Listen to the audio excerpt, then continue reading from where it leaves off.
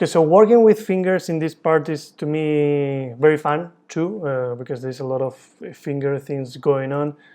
The base of this, of course, is because we come from golden poses and key poses that are very strong in terms of hand gestures, right? So having done that already, we already have part of or most of all the hand gestures that we're planning to do, or detail on the gestures of the fingers, already in a very good shape, right? So if we have some ideas that are add on top of those poses that are like that kind of more secondary timing, the way to proceed to do that is again from the simplicity, okay? So for example, this gesture here. Or walk in. So let's say I wanted. I had that idea from, I think actually, I mentioned to you, right? Like when he was doing that gesture and then he was doing this kind of thing with a tiny little finger. I didn't add it till now because it wasn't necessary and because I didn't want to get the things too dirty and too complex, right?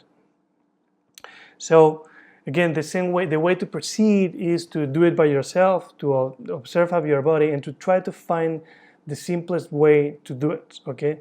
So I know that if I'm doing this and then I'm doing this kind of movement, from the complex perspective or from the complex part of it, I know that I'm doing circles, right? And there's some kind of like a overlap and lots of things are going on. Even I can see that the rest part of my fingers are moving. Don't go that way. Don't go that far. If you just start from the simple aspect of it, you still are going to get a very nice feeling and very close to what it really means and what you're trying to communicate with that. So this gesture very simply can be expressed and done simply by just two poses, which is with the two extremes, which is having the thumb in one extreme like that and having the thumb in the other extreme like that with the support of the other. So it's like two poses, one pose here and the other pose here, 1 and 2, 1 and 2. Usually I start like that. If I feel that I need something more of detail, I go ahead and maybe I'd add one more pose. But try to always do the things small, right?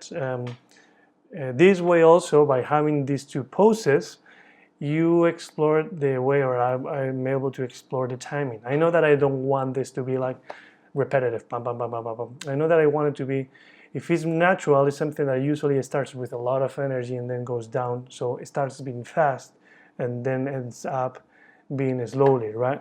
So by just having two poses, it's very easy for me to just get that timing properly done, right? So first thing I do is I create that kind of timing very simply with those two poses, 1, 2, 1, 2, 1, 2. And if I select my two fingers in this part of the animation, as you can see, the red keys are already the ones that correspond to the extremes of those 1, 2, 1, 2. These are my two main poses, right? Okay. Thanks to Alan Camilo, we can identify that in between those red keys, I've used my tweener in order to create the breakdowns in between those main poses, right? But the system is very simple. I just observe myself, I find out those very two simple key poses, which is again like key poses of that detail. So it's key poses inside key poses, right? Anyways, so I found out those poses are very simple that I repeat, I time in it, and once that I time it, it's just a matter of what we did in the first in a few episodes away. I just add another keys in the middle, okay, and I use the ease in and ease out tool in order to create like a very nice blend in between those poses, right? So when working with fingers, again, what I really want to say is be very simple, be very direct, don't overcomplicate the things. Try to get simplicity of the finger movement because there is so much thing going on in our hands that it's better to be simple, okay, rather than just go too big. And once that you have more or less the simplicity of your movements or of your expression, whatever you're doing, just add the breakdowns that you need in the middle. Other thing that I also do a lot in this part of the process is, let's say, something that falls into the technique of follow through, right? One of the 12 principles, which is when there is two parts of the body that is leading, right, and the other one is just simply following, right? Another way to say this is when some parts of the movements, some parts of the body are leading a movement, are starting to move before anything else. A good example, for example, is when he is doing this. Impression of Colin Firth. Colin Firth, what? Okay, so when he is doing Colin Firth, the first part that is starting to move is the finger, right? Finger with a tiny little bit of hand, right?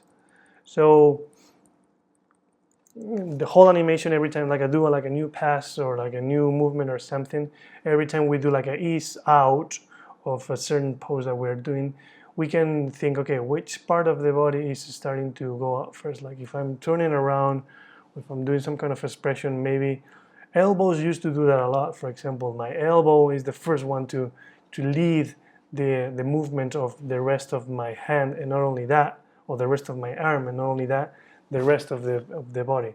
So it's like the elbow is following my body. Another good example, for example, is when he's doing this expression, the hands are the first one that is starting to move. Right. Another example that, because not necessarily has to be the elbows or the hands, usually the face happen a lot. It's like the face is the first one that is doing the big change or is leading the movement, right? It's in this expression, right, when he's doing. And then once he's in there, you can see that the first that is moving is my eyes, right? Those are the ones that are leading the movement, right? Okay, eye darts are also very important. Eye dart, some supervisors, they just love to keep adding eye darts because they have the feeling that it's not alive enough. Because true that darts are great for adding life. You just can keep pose, and if you just add tiny little movements of eye darts, it's good stuff. We have eye darts all over the animation of the character. Take Colin inside of me, and for example, here we have some here. So puck. Or walk in. So let's say I wanted to do. And these eye darts, for example, they are not just only by themselves. I wanted to do. You can see that there is some tiny little movement on the eyebrows too. Let's say I wanted to do an impression of. Right. So this is a very good way also to hold a pose in a very expressive way, keeping the character alive by just simple and tiny little eye movements.